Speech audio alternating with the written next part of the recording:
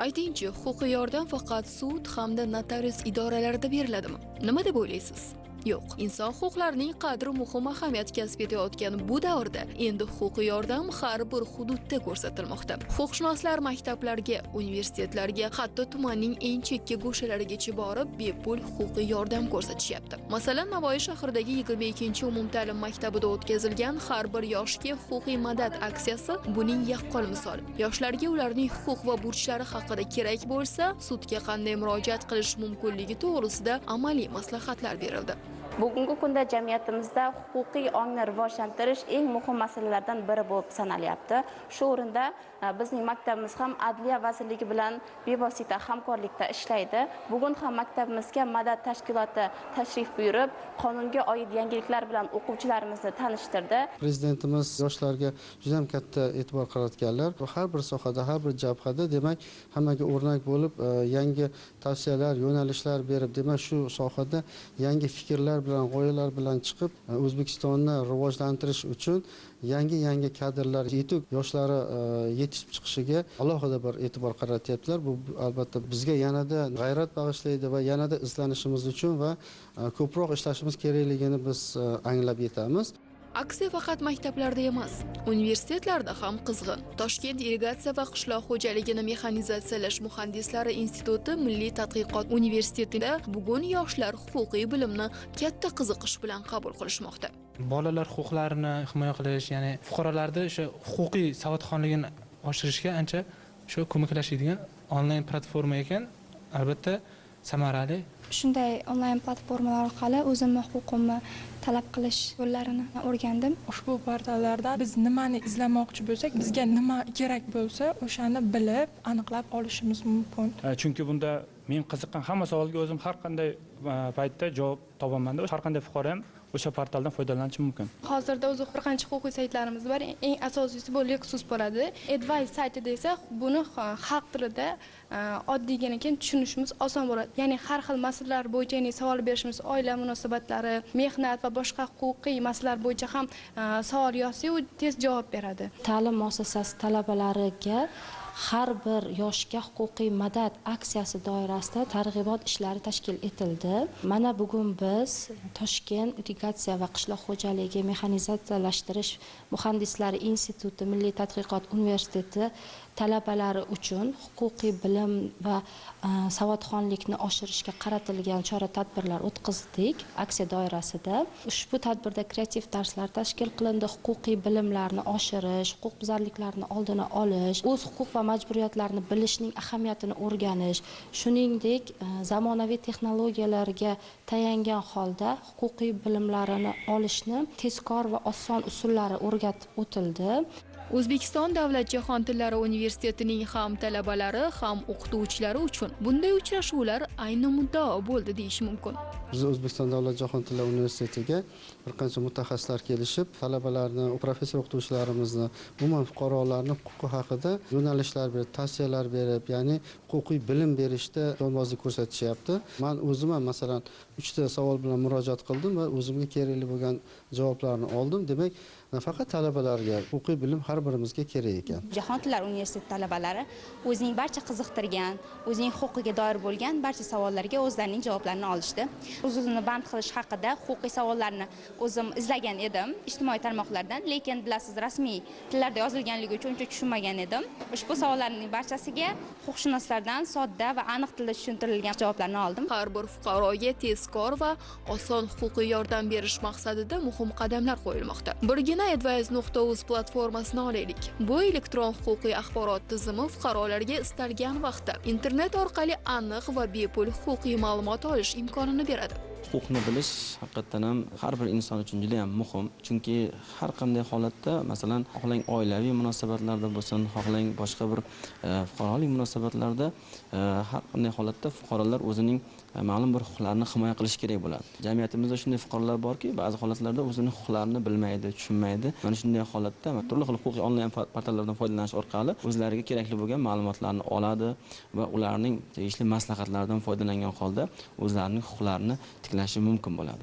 Prezidentimizning ma'muriy islohotlar doirasida adliya organlari va muassasalarining mas'uliyatini yanada oshirish hamda ixcham boshqaruv tizimini shakllantirish to'g'risidagi farmoniga ko'ra, fuqarolarga bepul birlamchi yuridik yordam ko'rsatishning yangi tartibi joriy etildi. Unga ko'ra, Adliya vazirligi tomonidan respublikaning barcha tuman hamda shaharlarida huquqiy maslahat byurolari bosqichma-bosqich tashkil qilinmoqda. Respublika miqyosida barcha tuman byurolarimiz mavjud bo'lib, istalgan huquqiy muammoga duch kelgan fuqarolar bizga murojaat qilishlari mumkin. Biz Davlat xizmatlar markazi binolarida o'tiramiz. Bundan tashqari uyda o'tirgan holatda onlayn platformalarimiz, ya'ni Advice.uz portali hamda Gender Madad, shuningdek bola huquqlari o'z portallari ham mavjud. O'z huquqlarini o'sha platformalar orqali ham bilishlari mumkin. Shuningdek, manzilli hududlarga, ya'ni mahalla fuqarolar yig'inlariga ham borib, bevosita Adliya vazirligi bilan hamkorlikda sayyor qabullar ham o'tkazamiz. Qiynalgan, tashqariga chiqa olmaydigan fuqarolarga uyma-uy yurish orqali ham murojaatlarni qabul qilib, huquqiy tushuntirishlar beramiz. Bundan masalan 10 yil oldin yoki 7-8 yil oldindan oladigan bo'lsak, yoshlarni huquqiy ta'lim olishlariga adabiyotlar yetishmasligi yoki elektron darsliklarni to'liq mavjud emasligi uchrardi. Hozirgi kunda, demak, ta'lim erkinlashtirildi. Akademiyalar ochildi, oliygohlar ochildi yoki boshqa universitetlar ixtiyorida alohida huquq fakultetlari ochildi. Demak, bu demokratik jarayonlarni tartibga solinayotganidan darak beradi. Bu jarayonlarning hammasiga davlatimiz rahbari tomonidan dastlab oliygohlarni va barcha ta'lim tizimini isloh qilayotganlari, bularga qulay sharoitlar yaratayotganliklari, ular kerak bo'lsa mablag' bilan ta'minlanayotgan davlatimiz tomonidan, ayniqsa ustozlarga berilayotgan e'tibor tahsinga sazovor. Prezident farmoniga asosan 2024-yildan boshlab respublikaning barcha tuman va shaharlarida bepul yuridik yordam ko'rsatish tartibi yangilangan. Endilikda Prezident xalq qabulxonalari orqali ham yuristlar fuqarolarga huquqiy maslahatlar bermoqda. Biz o'tiradigan joyimiz Davlat xizmatlari markazi bo'ladigan bo'lsa, xalq qabulxonasiga anchagina odam murojaat bilan keladi. Anchagina savollar bilan, muammolar bilan kelishadi. Bizga kelganimizdan aholi xursand, to'g'risi aytganimizda. Bugunning o'zida mana 7 nafar fuqaroni qabul qildik. Shu yerda o'zida bir nechtasiga sud hujjatlarini tayyorlab berdik. Prezidentimiz tomonidan bu tizim juda yaxshi tashkil qilindi. Fuqarolarimiz tomonidan juda ko'plab murojaatlar bo'ladi. Fuqarolarimiz hozir mana ko'plari huquqiy murojaatlar masalasi bo'yicha qandaydir ularga ham yordamga muhtoj bo'lishadi. Aynan mana tumanimizda adliya organlari bilan hamkorlikda fuqarolarimizga bepul huquqiy maslahatlar berish holatini tashkil etdik. Shu haftaning o'zida 27 ta murojaat kelib tushgan bo'lsa, 27 ta murojaatni o'zi mana 9 tasiga fuqarolarimizga shu yuridik organlarimiz bilan hamkorlikda huquqiy tushuntirishlar olib bordik. Fuqarolarimiz albatta bundan xursand. Joylarda aytadiki, bor ekanki, mana bizga ham bepul huquqiy tushuntirish yoki huquqiy yordam beradigan tashkilotlar bor ekanki, buning uchun minnatdorchilik bildirib ketishyapti ular. Ayni damda biz Sergeli tumanida joylashgan xalq qabulxonasidamiz. Kimdir merosga oid masalada maslahat so'rasa, yana kimdir uy joyiga oid muammo bilan kelgan. Yoshlar esa asosan mehnat shartnomalari, internet orqali duch kelishi mumkin bo'lgan huquqiy xatarlar to'g'risida so'rovlar bilan murojaat qilishyapti. Xalq qabulxonasiga keldim. Bu yerda beminnat yordam ko'rsatilar ekan. Huquqshunoslar tomonidan farzandlarimga uyni meros qilish to'g'risida savol berdim. Ular tartiblarini menga aytib berishdi. Mana bugun men Sergeli tuman xalq qabulxonasida 7 kishini qabul qildim bugun. Mana shu 7 kishiga men huquqiy maslahatlar berdim, tushuntirishlarni olib bordim va 2 kishiga sudda fuqarolik tartibida masalani hal qilish uchun ularga huquqiy yordam berdim. Men xalq qabulxonasiga nafaqamni kamligi uchun kelgandim. Yurist borligini bilmagandim. Bular bepul maslahat berib, bepul xizmat qiladigan tashkilot ekanlar. Shularga uchragani keldim. Avvalo prezidentimizga rahmat. Shunaqa chiroyli tashkilotxonalar ochib qo'yganlariga, mana shunaqa qabulxonalar, bepul qabulxonalar ochib qo'yganlariga. Qanchadan qancha odamlarning masalasi hal bo'lib ketyapti. Haqiqatan murojaat qiluvchilar, ularning huquqiy savollari ko'p. Bunga Yashnobod tumanidagi xalq qabulxonasidagi vaziyat misolida ham guvoh bo'ldik. Uy masalalari bo'yicha ko'p muammolar bor. Yuristimiz maslahatlari bilan juda chiroyli yo'l ko'rsatib yubordi. Mana subsidiyalar bor ekan, bemalol subsidiyaga harakat qilganlar ola olishi mumkin ekan. Arzalarni qanaqa yo'lda, qanaqa yozishlarini tushuntirdilar mana. Yashnobod tuman prezidenti xalq qabulxonasida yuristlar xizmati bepulligini eshitib, men mana shu nogironlik bo'yicha maslahat oldim yuristdan. Juda yaxshi maslahat berdi. O'ylab yuruvdim. Haqiqatan ham mana shu savolga javob oldim. Aholiga juda yaxshi mana shu qulay tomonlar juda ko'p ekan. Rahmat prezidentimizga ham. Yurtimizda bepul huquqiy yordam dasturi huquqiy muhitni yaxshilashga xizmat qilib, fuqarolarga o'z huquqlarini tushunish va ularni himoya qilishga imkoniyat beradi. Ushbu dasturlar nafaqat yuristlar uchun, balki har bir fuqaro uchun muhimdir. Chunki bu tizimda har kim o'z huquqlarini, yangi qonunlarni o'rganishi hamda tegishli maslahatlar olishi mumkin.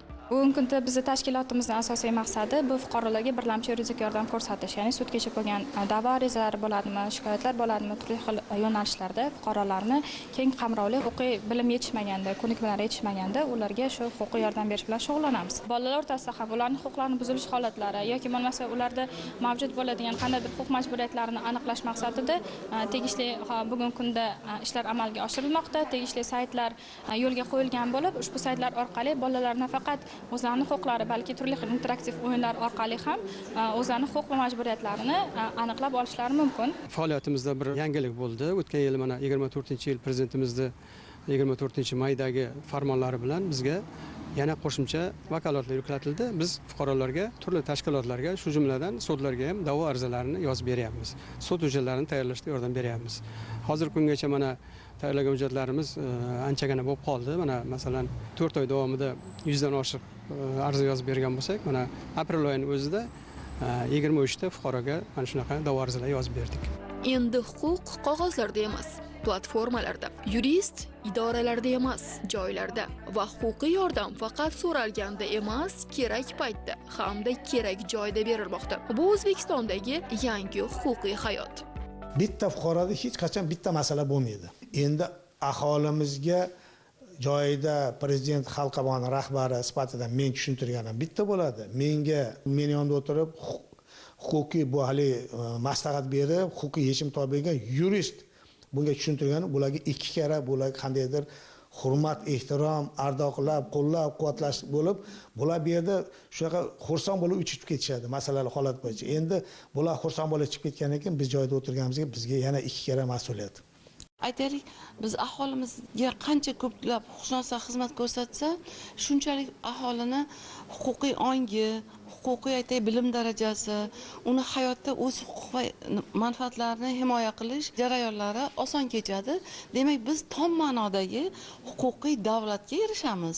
Oldimizdagi asosiy maqsadimiz huquqiy demokratik davlat qurib, ya'ni mukammallashgan desak ham bo'ladi. Hozir bizni respublikamizda olib borilayotgan hamma barcha amaliy ishlar, demak, fuqarolik jamiyatiga tom ma'noda o'tish jarayonlari ketyapti deb tushunaman. Fuqarolar qancha yordam bersak, shuncha ular ham xursand bo'ladi, o'zimiz ham xursand bo'lamiz. Mana yaqinda bizga Jahon tillari universitetidan 2-kurs singlimiz murojaat qildilar. Bu kishini 1-kursda o'qigan paytida 3 baholarga tugatganligi uchun 2-kursga o'tgandan keyin 4 oy davomida stipendiya berishmagan. Vaholanki ota-onasi yo'q bo'ladigan bo'lsa, bularga stipendiya to'liq berilishi kerak.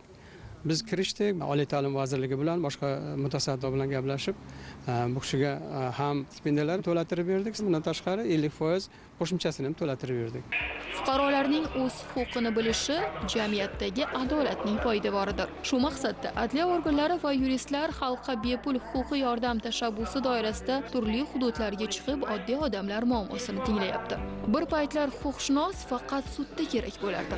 Endi esa u har joyda, maktabda, oliy o'quv muassasalarida, mahallada, qabulxonada, eng muhimi insonning yonida. Bugun yurtdoshlarimiz o'ziga kerakli yuridik yordamni o'ziga qulay vaqtda va joyda olish imkoniyatiga ega.